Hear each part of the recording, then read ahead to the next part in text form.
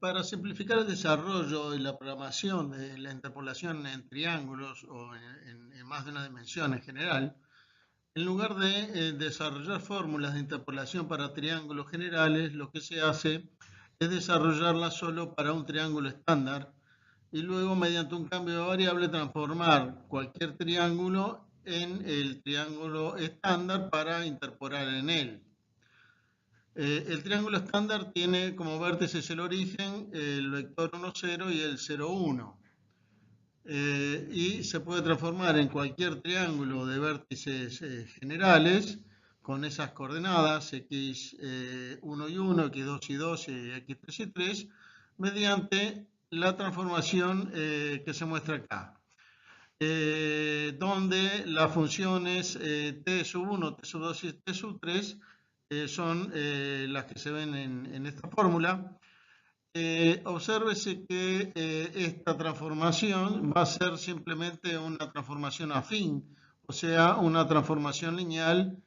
más una traslación. Si se sustituye esas fórmulas de las T sub 1, T sub 2 y T sub 3 en la combinación lineal, quedan de esta manera y reagrupando como se ven a la derecha. O sea que poniéndolo en notación vectorial, el vector xy es igual a esta matriz por el vector gh, que serían las coordenadas que corresponden en el triángulo estándar a el punto xy, más el vector x1 y 1, que es el primer vértice. Esto se puede escribir entonces como xy igual a una matriz, que es esa que está ahí arriba, por GH más el vector del primer vértice. Y la matriz M se puede escribir como las matrices que tienen como columna las coordenadas de los tres vértices por esta matriz menos 1, menos 1, 1, 0, 0, 1, para facilitar la programación de su cálculo. Entonces, despejando GH, se puede calcular a partir de XY como la inversa de la matriz M por XY menos el primer vértice.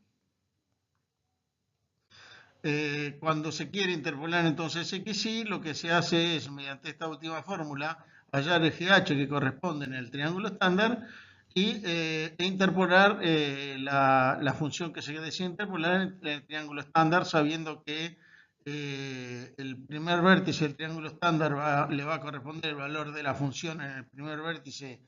del triángulo general, el x1 y 1. Al segundo vértice le va a corresponder el valor del segundo vértice del triángulo general y al tercero el del tercer vértice.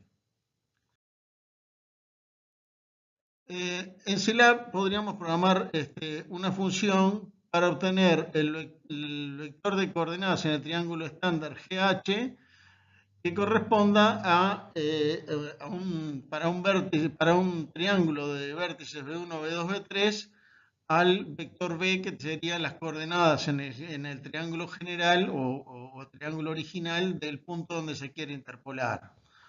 Este es el código de la función que nos daría entonces las coordenadas en el triángulo estándar del vector que en el triángulo general B1, B2, B3 tiene coordenadas B. Acá se ve que usa como argumentos entonces las coordenadas de los tres vértices y también las coordenadas del punto donde queremos interpolar y devuelve como resultado el vector GH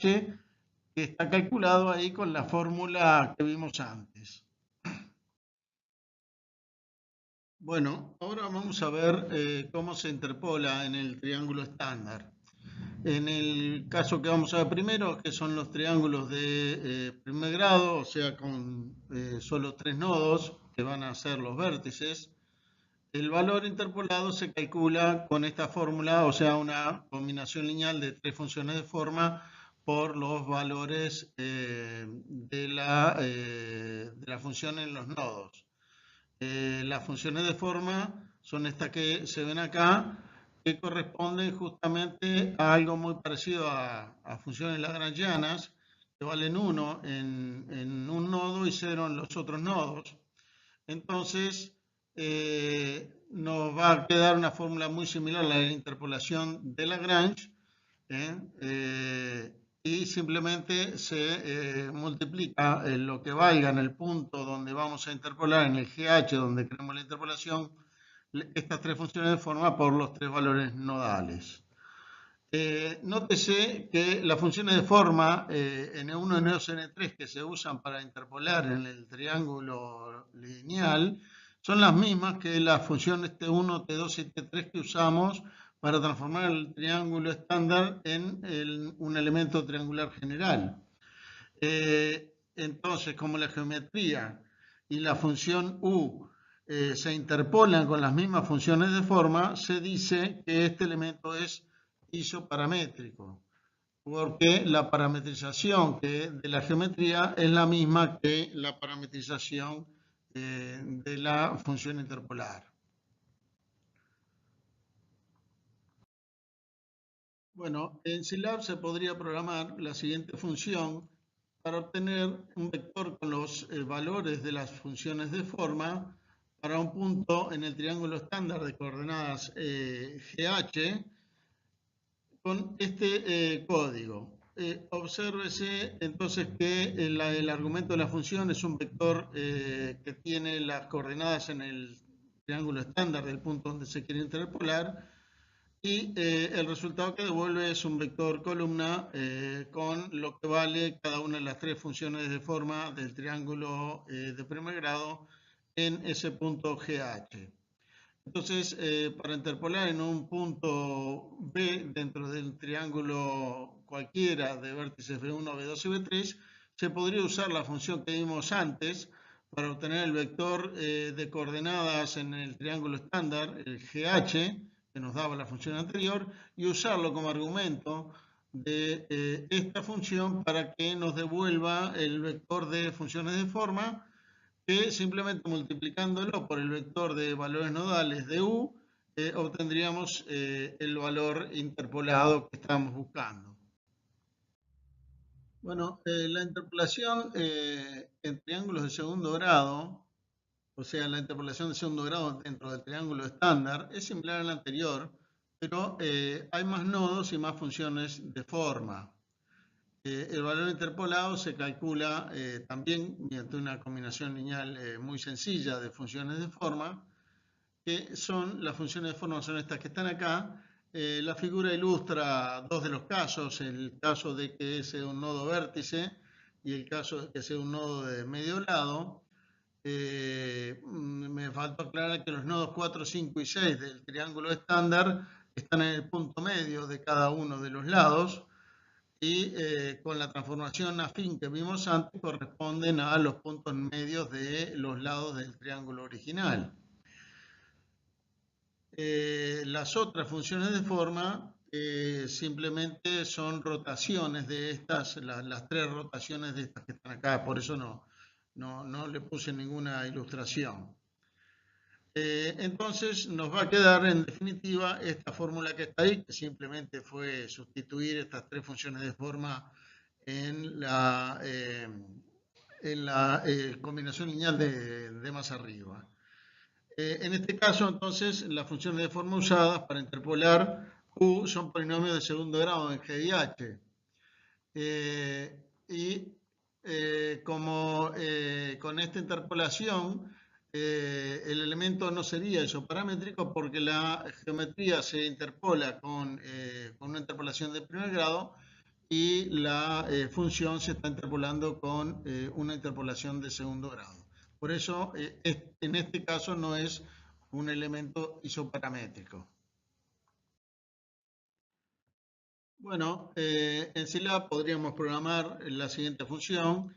para obtener el vector de los valores de las funciones de forma para un punto del triángulo estándar de coordenadas GH,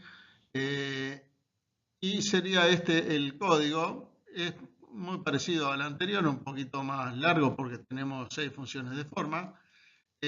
Obsérvese que entonces que el argumento es un vector GH que tienen las coordenadas en el triángulo estándar del punto donde queremos interpolar. Y el resultado que da es este vector de forma con los valores de las 6 funciones de forma. Entonces, al igual que antes, que en el caso de primer grado, si quisiéramos interpolar en un triángulo cualquiera y en un punto de ese triángulo, usaríamos la primera función que vimos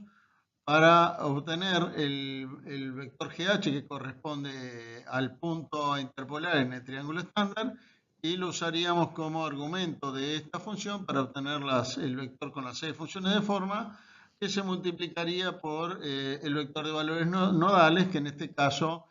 va a tener 6 componentes porque